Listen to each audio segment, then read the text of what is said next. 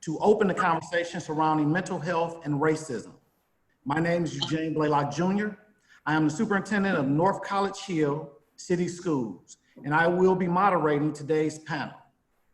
Between the global pandemic and the recent uptick in systemic violence against the Black community, this is certainly a time fraught with turmoil, and it shows in the mental health of our marginalized population.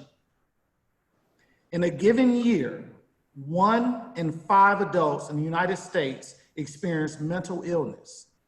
However, a recent study from the CDC found that nearly 41 of the respondents reported mental health issues in the month of June.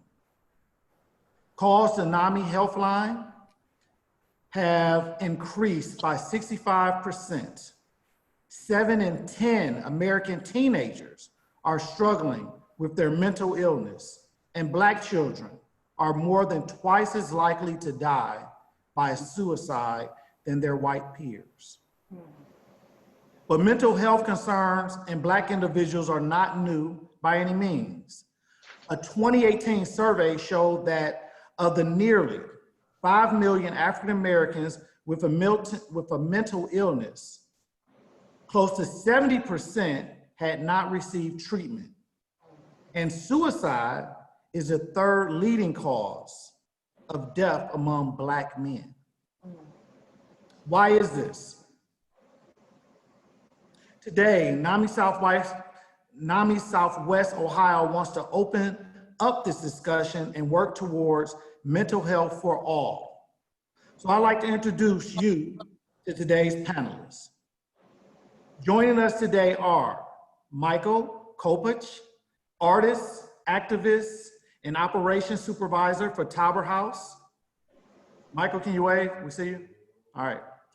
We have Yolanda Kelser, mother, retired teacher, and peer leader for NAMI Southwest Ohio. And we have Pastor Pearl Gillespie Gray, group therapist and retired in theory pastor. Here? Okay, she's froze, but she's still with us. I'm froze again. You're okay. No problem at all.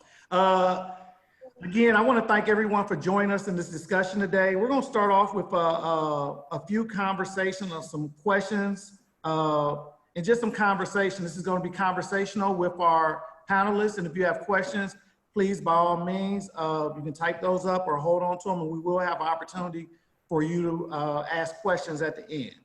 With that being said, Ms. Yolanda, how do you handle your mental illness when your reality is not socially accepted? Thank you, Mr. Blaylock. That's a very good question, because I have been working on my self-care, and that's been part of the recovery process and the recovery journey that I've been on actually since 2006. That's when I first came to NAMI, because it's very difficult when you self-disclose that you are diagnosed with a mental illness, especially if you happen to be a person of color. And so for me, taking care of myself was getting rid of the stigma, or trying to get rid of the stigma, or as a dear friend who happens to be on this call said, I have to pierce that darkness with some light. And so piercing that darkness with light for me has been becoming better educated about mental health, so that I can begin to make a difference in my own life, in the life of my family, and the people that I love. And thank you. Okay. I like what you said about piercing that darkness with light, piercing that darkness with light. We have some others on the panel, but before we start that discussion, let me just ask this. This question's gonna go to Michael. Michael, what do you think is the root cause of the mistreatment of Black individuals living with mental illness? I think I think the root cause is being Black, actually. I think that before we ever learn about race in our enculturation in the United States, we learn about colors. And every noun that's preceded by the word Black, for the most part, is negatively connotated, so negatively connoted. So Black plague, Black magic, Black cloud, Black sheep, Black male, Black ball. You put Black in front of anything, Black ice, and suddenly it becomes worse. So when you have a conversation about race as a young person and you're introduced to a Black person, a Black man, it's implied that there's something inherently wrong or negative or dangerous about that individual. And so every system you navigate from then on, you're working at a disadvantage. The mental health system, the legal system, the education system, the nutrition system, the health system. So I think that that's the root there.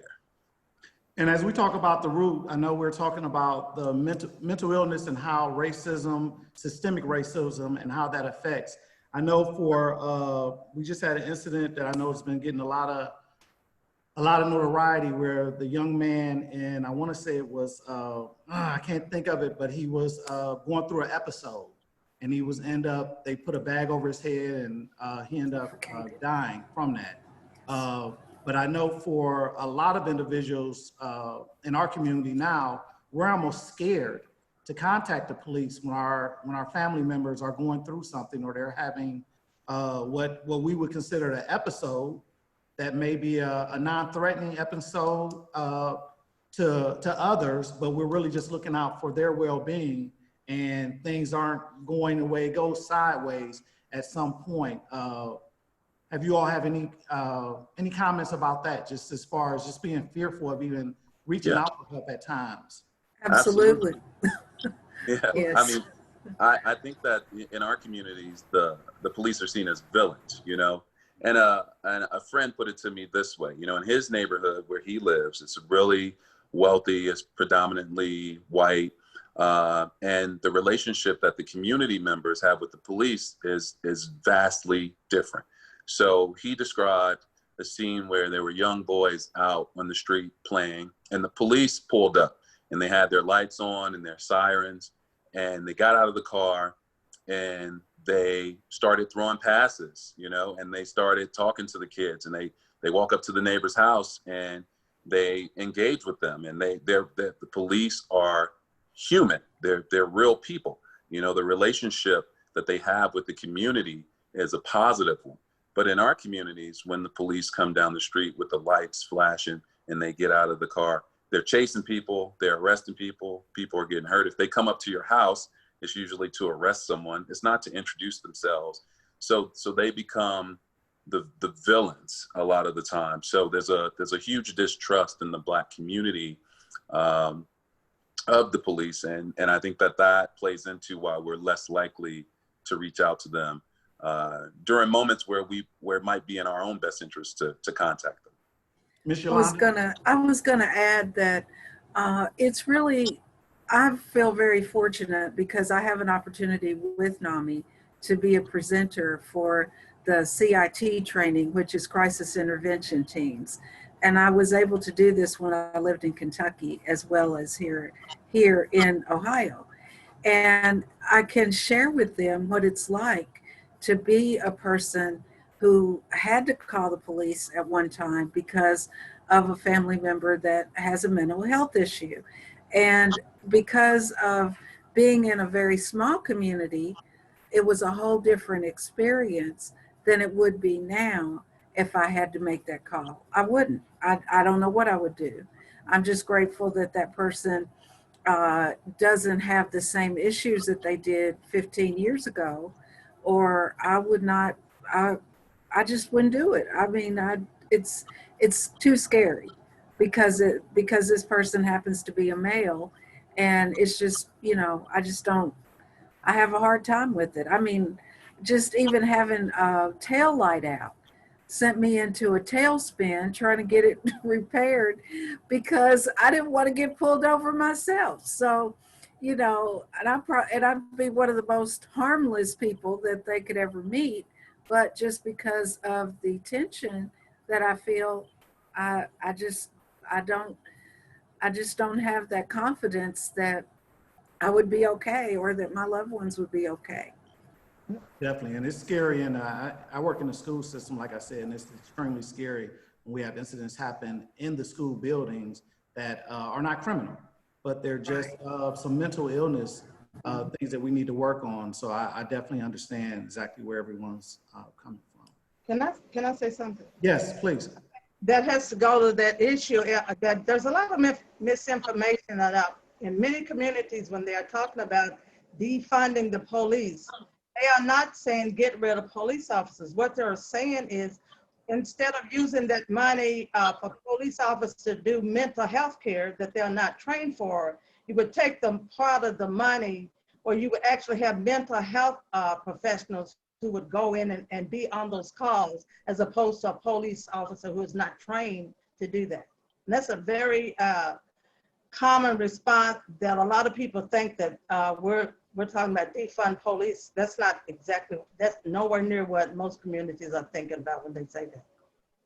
Yes, that's an excellent point, because basically we're just asking reallocating resources. Yes. When we talk about defunding, we're saying that, you know, we're putting all this money into military weaponry. Let's start putting some money into the health industry or the mental health community to make sure that our communities and the people who live in our communities are being taken care of, and not, you know, guns aren't being pulled the first time you see or hear them, but also we have some individuals that could be there to talk them down and de-escalate.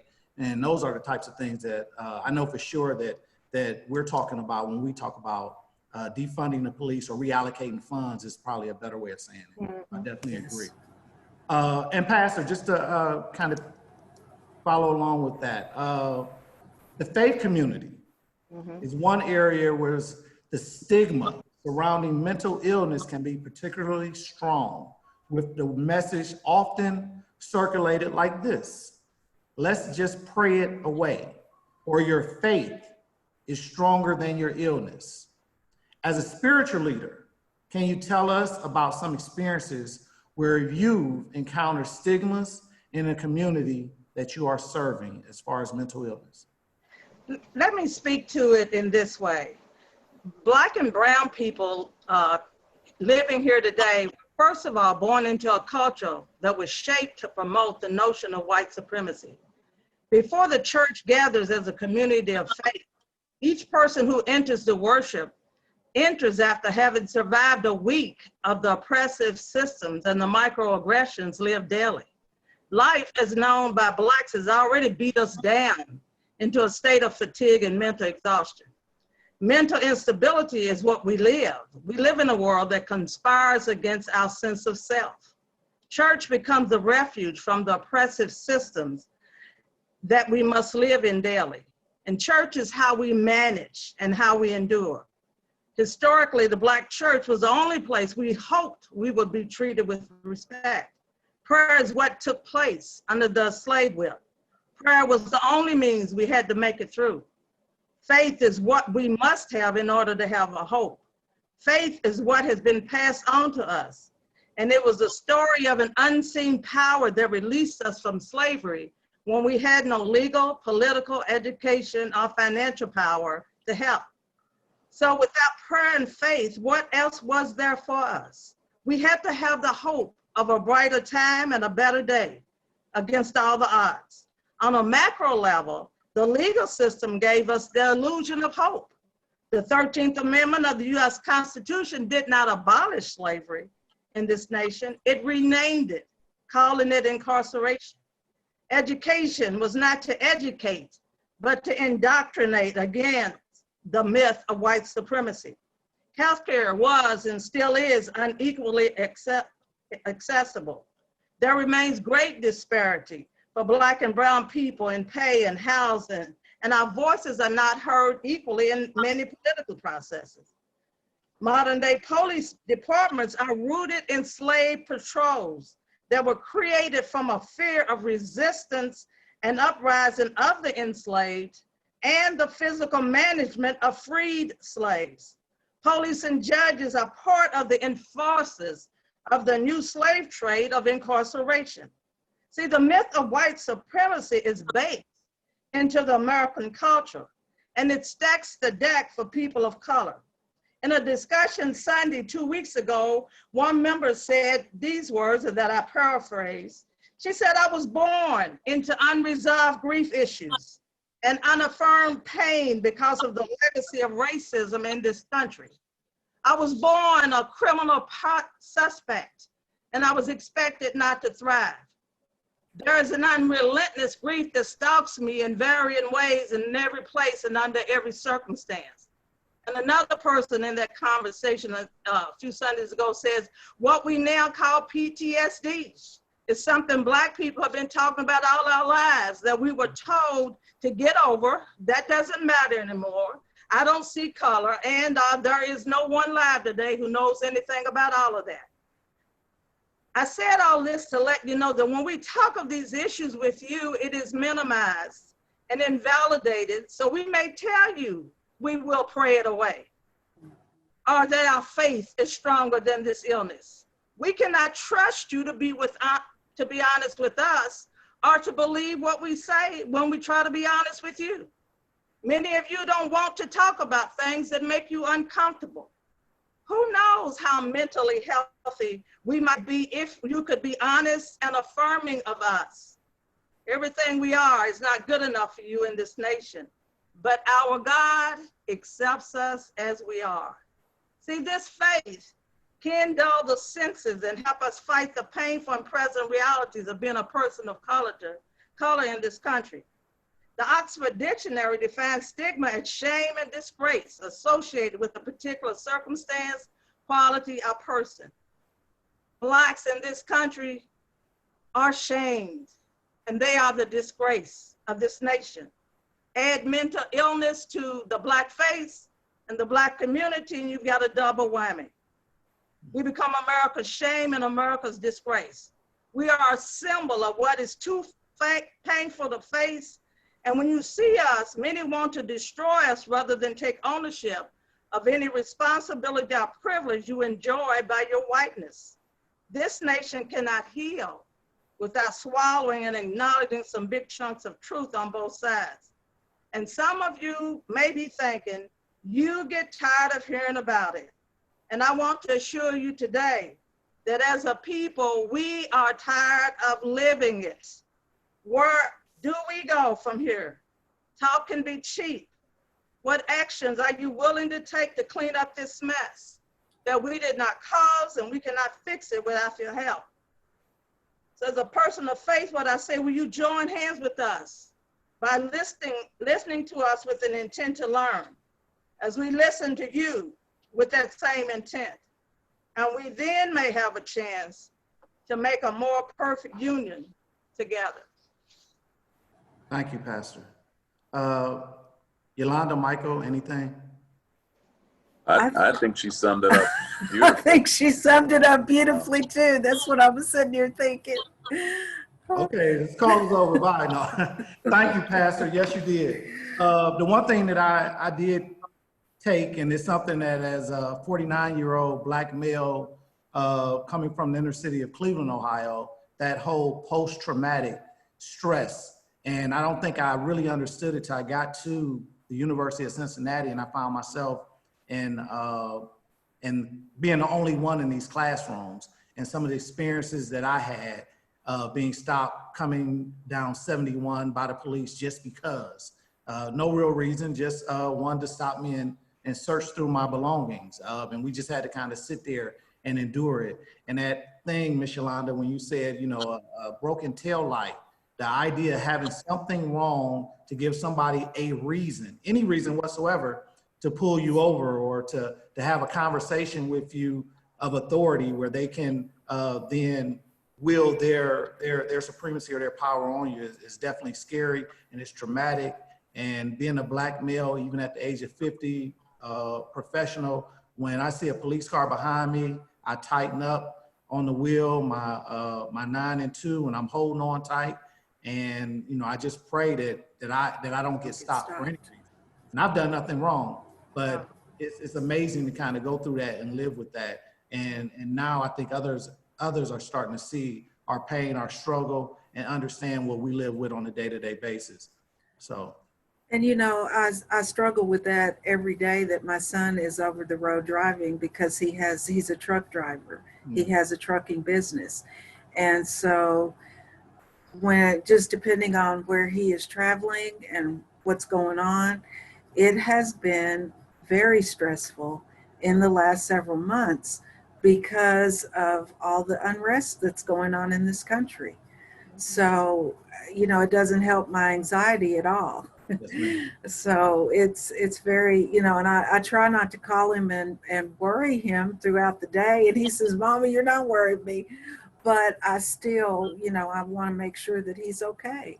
yes, So I fully understand. Michael, what kinds of disparities have you seen in the treatment of mental health conditions in Black individuals compared to white individuals? Okay. Well, I've been serving mental health clients and consumers in multiple capacities for about 16 years. And early on, you know, what I saw, it was interesting because I really didn't see it until I started seeing myself. And what I mean by that is a lot of the clients that my team served were African American clients, and they were all around my same age, and had circumstances been different, we could have been in opposite seats. And we dealt with a lot of young men with schizophrenia specifically, and psychotic disorder and that sort of thing. So we're talking about very acute symptoms, very visual, and to someone who might not know or who might not be educated in mental health, it could be scary. And so oftentimes, you know, and as opposed to getting these guys help, you know, the police were called and they were arrested. You know, we had people refuse to work with them because they were scary. When you know, the white gentleman that we served with the same diagnosis and the same set of symptoms, you know, there was much more empathy, like, oh, you know, he's so cute and I feel so sorry. And there was much more of an effort to get his family involved and to kind of restore some of the community support. So I think there was a disparity just in the willingness of some of the providers to help build their community support, to help. You know, there was a lack of empathy that resulted in negative outcomes for these young men. And I think that was around the time, that was actually the inspiration for me to start to use my creative space, which was compartmentalized back then. But it was the inspiration I needed to kind of merge my mental health work with my artwork so that I can talk about these things, because I as a Black man first, I really struggled with what I thought and what I saw as unfair treatment. Mm-hmm. Thank you.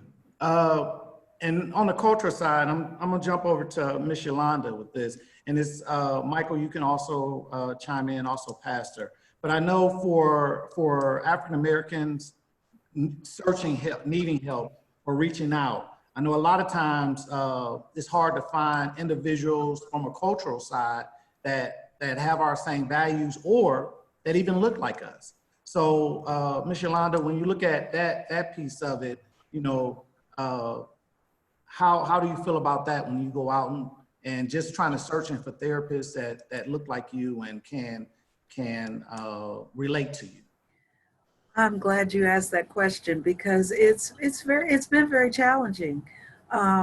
This is the first time since I began going through therapy, and that was like in the 90s, that I've got a therapist that looks like me.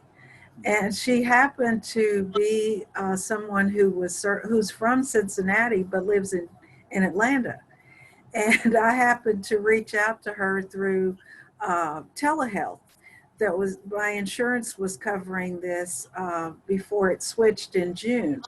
But it was remarkable because we just immediately started to bond. We shared a lot of spiritual insight into things. We shared a lot of, oh my gosh, just the way we were looking at things in the world, because I can't stay focused on what's going on the news, for example, because it's just too much. It's like, there's just so much going on that I can't,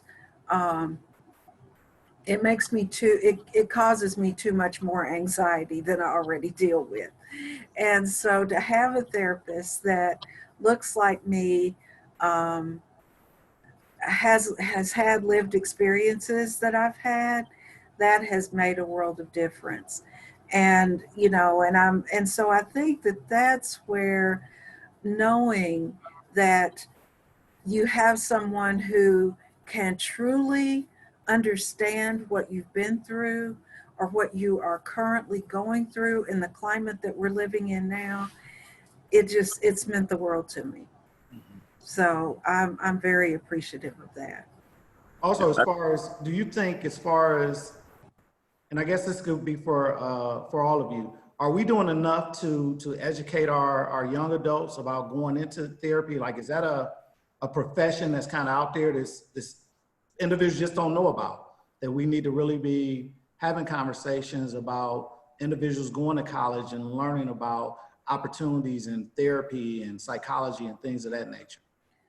I really believe that we could do more, so that our young people know that there's some amazing opportunities in this field.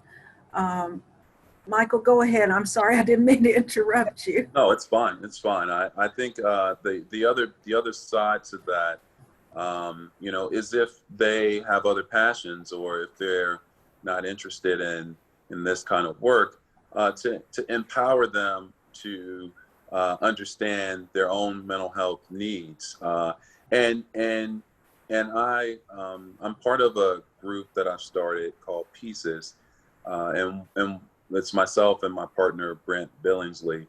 And what we do is we go into the hospital setting, we go into the school system, and we use like a dialectical behavioral therapy underpinning, but we do art-based interventions. And so it's always fun. They never really realize that they're receiving mental health treatment to address whatever kind of behavioral or mental health issues the school or the hospital has brought us in for. But I think by just teaching them how to manage their level of stress, teaching them how to deal with not only the historical trauma, but whatever kind of, childhood trauma, mental health issues that they're going through, we empower them to not only help themselves, but we empower them to help someone else. And I think that that's a very important skill to have as a young person and as an adult. I wanted to just take a step backwards and talk a little bit about the providers. I think that there's a cultural disconnection when you are working with a provider that does not look like you, that does not understand you. I think that there's a lot of room for misdiagnosis as well, because they're basing their diagnosis on their own cultural understanding of themselves. So you have African Americans who might have some baseline behaviors that are cultural, that the provider doesn't understand. And so this person is leaving misdiagnosed and maybe being medicated for something that they're not even living with. So I think it's important to have, I think that your staff and your providers, the diversity of whoever's providing your services should match the diversity of the populations that you're serving. Can I say something? I've worked in the field for, and I still work part-time. I've done, and to me, there's some tears to that. And I agree with everything that's said, but for me, I think there's even another dimension. As that person of color that has done over 35 years of this kind of work in the mental health field, racism affects all of us. And some of us think it's us, them. Nobody wins in racism. And we have picked up ideas and concepts sometimes that we don't know we have. Even myself as a person of color. When I ride down the street and there's a group of young black males around, I make sure my doors are locked. I catch myself doing that.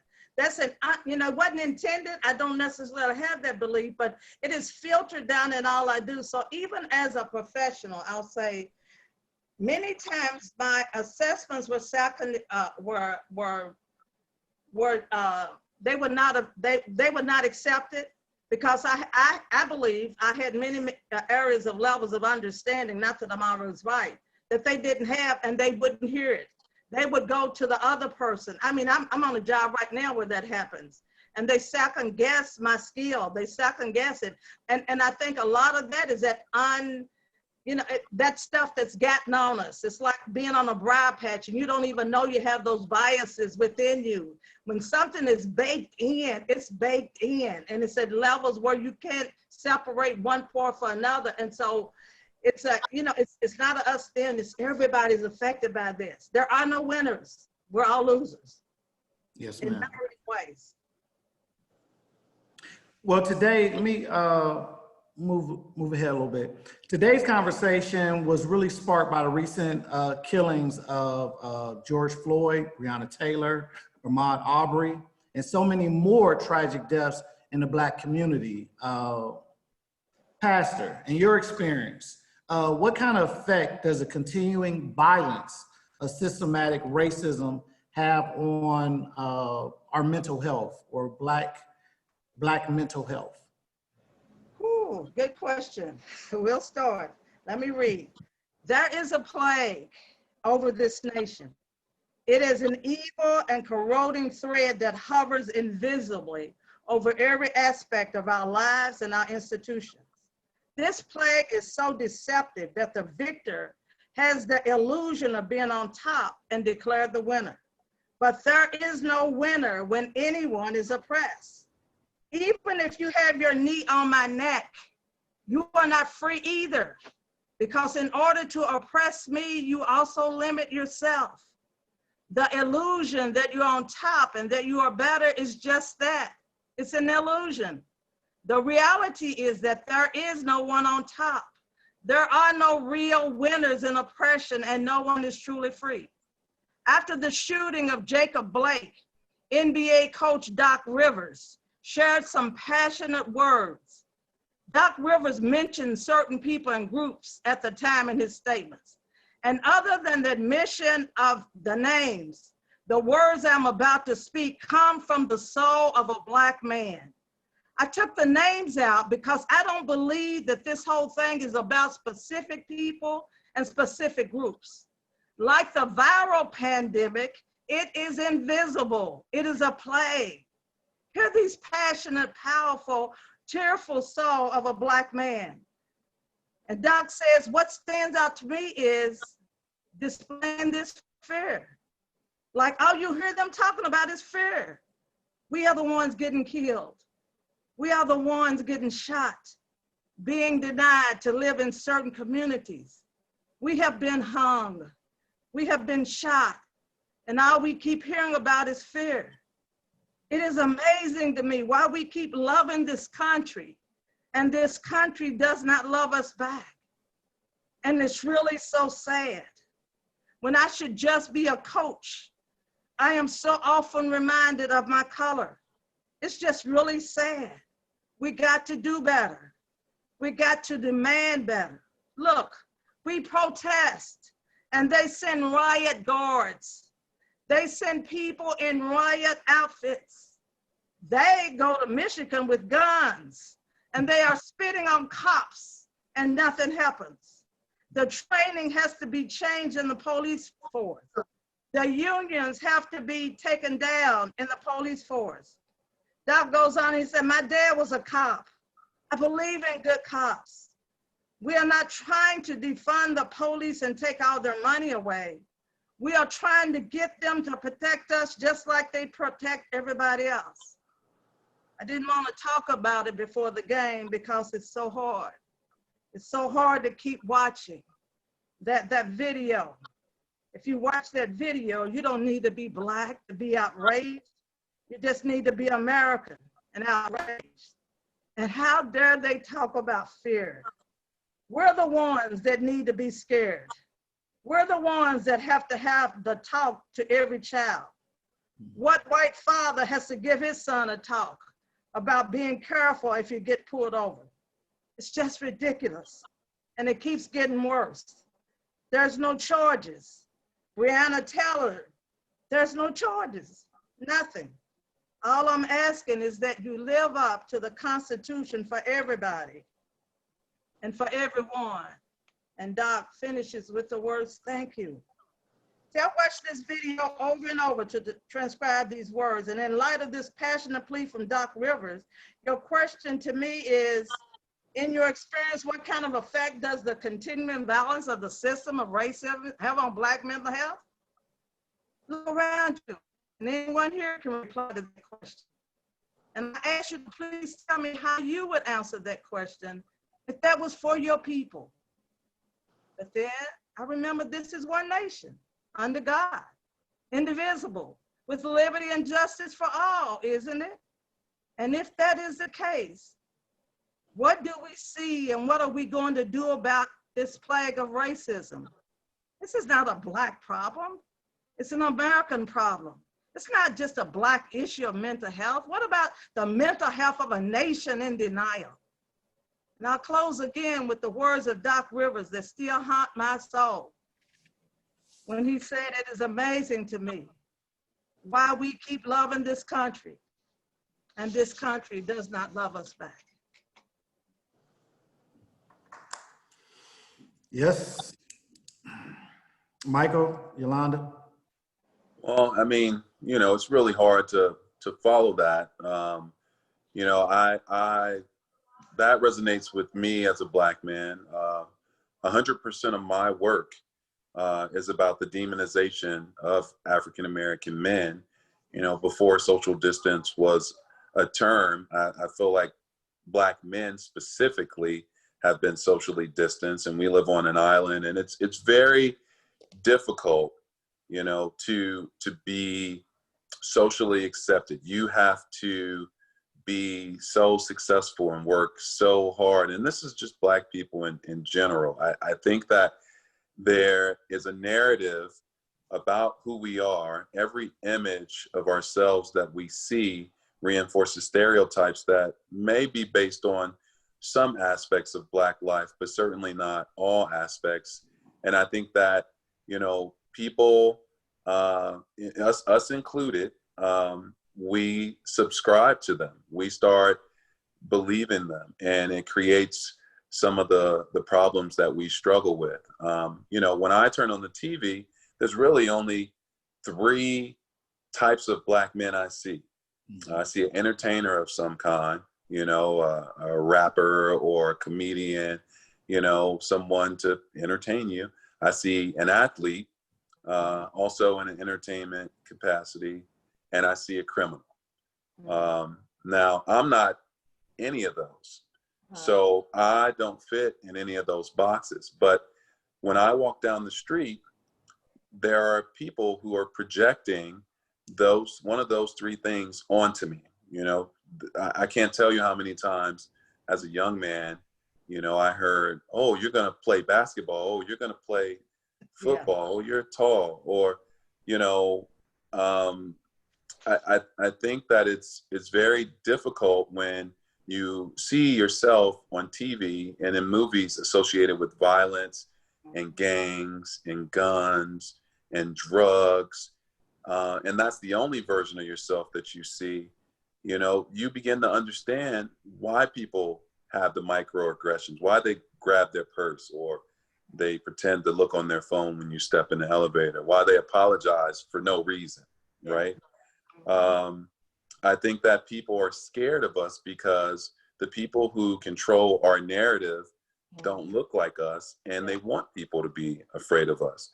If they can, if people are afraid of us, then we can't compete, right? We continue to be in a subservient role, and in turn become consumers and just batteries for the economy. Our collective wealth, what we learn about money, is to spend it. Every rap song is telling you to buy brands that don't belong to us, right? It's telling you to spend your collective wealth to buy things that lose value as soon as you buy them.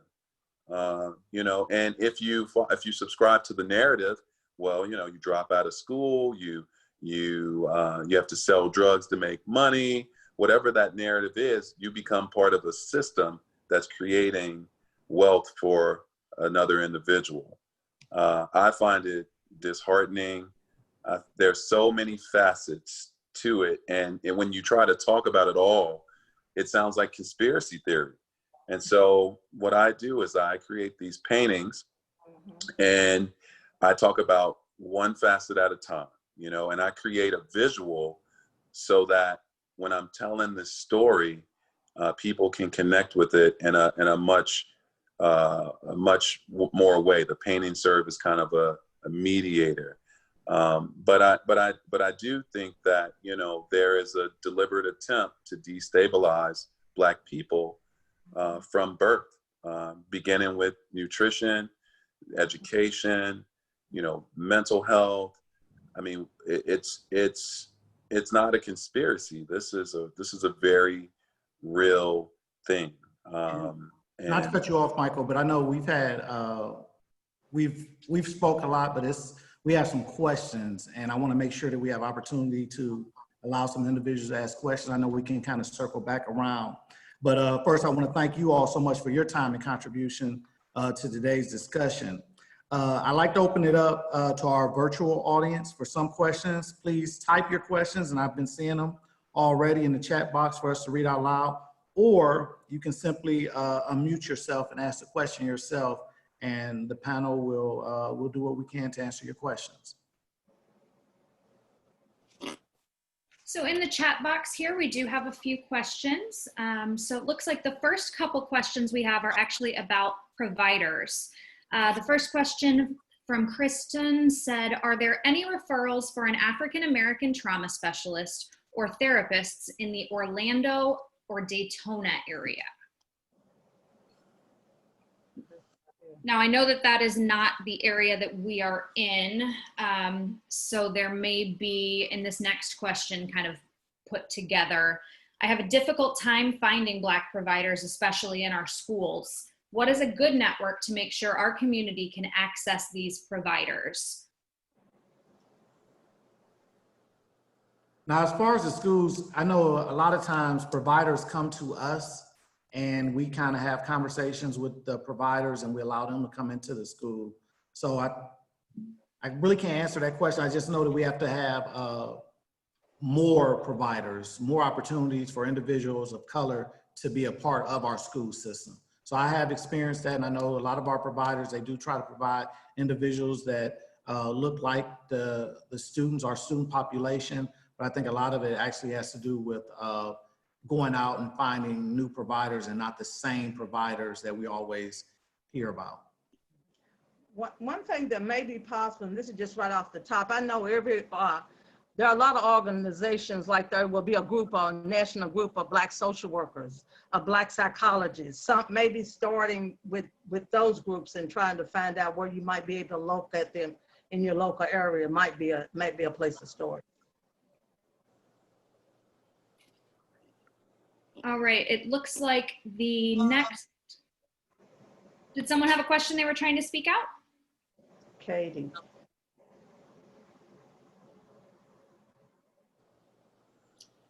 Okay, so it looks like the next question we have is, what are the solutions? While many people are starting grassroots coalitions, extending coalitions during this time, how can we collaborate together to build a stronger force to combat systemic racism?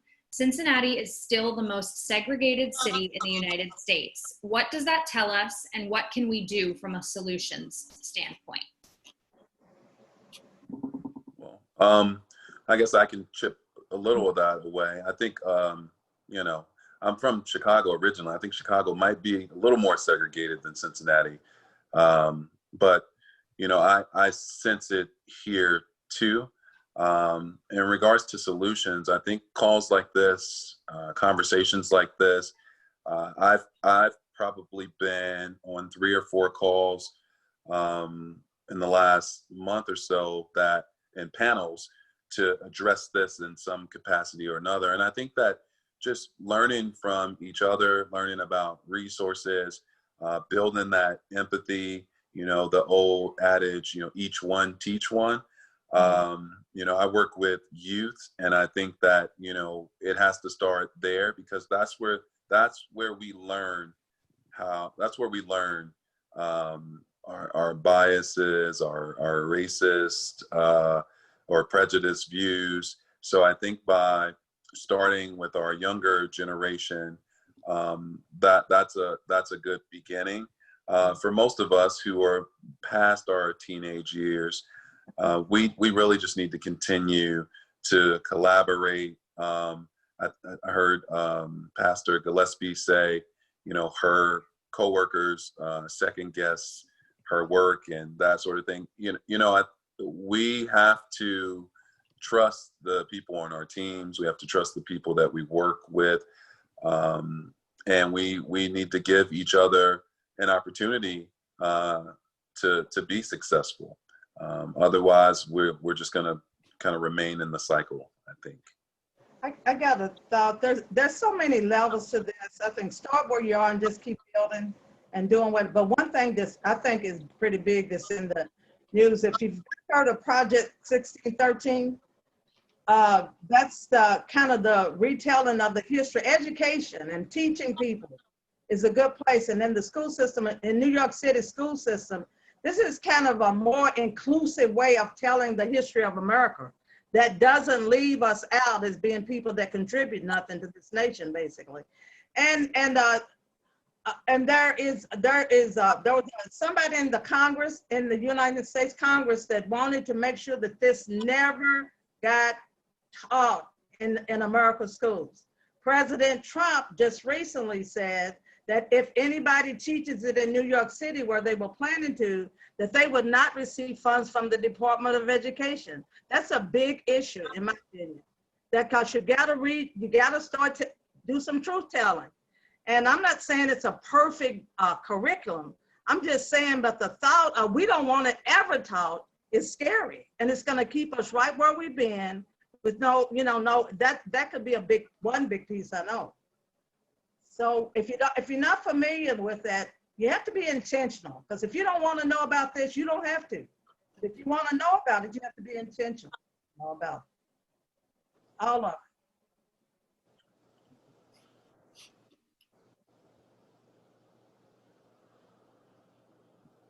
Do we have? I also want to say, you know, I struggle with asking Black people what the solution is. Yeah. You know, I don't think it's our issue to solve. You know, I think that there's a contribution that we make, but it's not really our issue to solve. And I think that, you know, when that question is asked, I feel, and this is my own personal view, I feel like it's being made to be my problem, which it is not. I agree. I definitely agree with that. I know as far as within the school system, and even myself growing up and becoming conscious and learning about your culture and your past, and I think for America, we have to be, or for African Americans, we have to be careful on how we teach that information to our young folks. Because I know when I first became conscious and I started hearing about the atrocities that happened in slavery, women being raped, babies being cut out the womb, skulls being crushed. I mean, a lot of hate. When you talk about the mental health, I walked around with a lot of hate the first 2 years of college, just because it all happened at once. And, you take a African-American history class and bam, it's more than just roots. It's more, you really see it, you start to understand it. And everyone looks, all white folks look different to you. Even the ones who you were friends with, you start to question some of that. So I think the question of what can we do or whatnot, it is a piece of that where I think we have to educate our young folks, and we have to educate them in the right way where it won't turn them into individuals that may go out and do damage or harm. But we have to educate them to understand what happened and know how far we've come and where we need to go. And I think from a Black man and an educator, that's where we need to start at. And that's the kind of conversation I had with our staff. Immediately after things that happened and we had this uptick of violence, a lot of good teachers, white teachers, hey, what can we do? We need to do this, we need to do that. And I had to remind them, I said, it's okay to do it on paper, but when you go face to face and you start talking to these young folks and they start understanding what's going on in this world and what their past is and what their history is and who they really are as kings and queens, I said, it's going to change that. And are you prepared for that when it happens? Are you prepared for that same child who loves you, said hi to you every day, to walk in that day and not say a word to you? Are you prepared for that?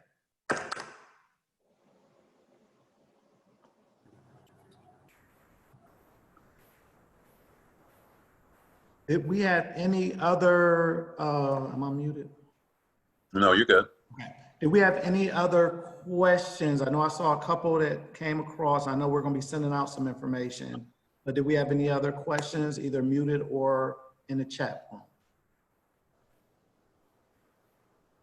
I think we've addressed all of the questions that are in the chat box. If anyone would like to type any more, I'm happy to read them out, or you can, again, feel free to unmute yourselves to ask directly. And to go ahead, anybody, we're just about out of time, so we probably have time for one, maybe two questions if there's any out there. I have a question actually. My name's Megan. I'm a medical student at Cincinnati, and I'm currently in my psychiatry rotation. And I was wondering what I can do as a white medical student to help address this issue and to sort of help with this cause. Well, Megan, one of the things that I appreciate is that you're here. That's that in itself is shows your dedication to wanting to make a change. Listening is one of being a listener, a good listener, because many times people will be able to honestly share with you, as Michael said and as Pastor Pearl said. It's about listening. It's about because maybe we have a different background. We didn't come up the same way. And so I have something quick I want to share with you. I used to do programs for the mental health in Kentucky for mental health. And one of the workshops that we did, there was a young man who was a counselor, and he was in this session and he said, there was a superstition that his wife had, and it was passed to her from her mom, and it had to do with eating spaghetti. He wouldn't eat anybody's spaghetti but his wife's. I think you know where I'm going with this. Okay. And so because of the fact that many years ago, it was told to this young man, don't eat any woman's spaghetti because it could be some of her menstrual cycle in there. I'd never heard this. And I was like, what kind of stuff is this? But now this young man was a therapist. And so he had this in his background as his experience. So someone else would think that person is mentally not stable. But it just happened to be an old wives' tale. But he was teaching this to his son. So, you know, so these are things that get passed down that we may not even realize is an old wives' tale, so to speak, but because it's ingrained in us and it's part of who we are and who we've been as a person, we don't think of it as being an old wives' tale. We just think, oh, well, that's just normal. And so that's, you know, that was very enlightening to me because we were doing a piece on cultural diversity and he happened to bring that up. And I think the other piece that as a student, your primary objective is to learn, right? And it's to learn, you know, whatever kind of technical stuff that you have to do in your rotation. But being a learner, I think that you also need to put a heavy focus on the soft skills, you know, learning about the people that you're serving, learning about their culture, learning to not project your own views onto them, understanding your own biases and prejudices. We all have them. Part of self-awareness is understanding how people see you, but the most important part is about understanding yourself, you know. So understanding yourself and how other people see you is going to be a very crucial skill, especially when you're approaching people cold. You know, I walk into people, I walk up to people as a provider cold. I don't know them. And they're oftentimes, you know, from different ethnic groups. And I have to get them to trust me. And part of that is just being open to not making assumptions about them, not projecting my own ideas and views on them, asking questions to get more background so that I feel like I have a better understanding of how I can help this person. You know, that in addition to whatever technical skills you have, I think will serve you well. Also, using your privilege to kind of be an advocate and to speak up for your coworker, your cohorts, your counterparts who may struggle with the things that I just mentioned, and holding them accountable. Because, you know, if we ignore it and we let it slide, you know, who knows how much damage that provider can cause. Yeah. First of all, I want to thank everyone, especially our panelists. We are about out of time. But I want to say your time, your attention to this vital, important conversation was much needed. And on behalf of NAMI Southwest, we again want to thank you. We do understand that racism is a public health crisis, and we must not forget the importance of mental health. Again, I'll say it, we must not forget the importance of mental health as we address this crisis. As the nation's largest grassroots mental health organization, it is NAMI's acknowledged responsibility to serve all. While still early in the intentional diversity, equity, and inclusion journey as an organization, NAMI has made a renewed commitment to these values and will continue to strive to deliver help, hope to all who need it. You are not alone. I invite you to visit NAMI organization, that's NAMISWOH.org for mental health resources and to learn more about how you can join the conversation and advocate for the mental health for all. Again, on behalf of NAMI, I want to say thank you. We appreciate you and continue to learn and share and be an advocate for not only yourself, but to others. Thank you, everyone. Thank you. Thank you.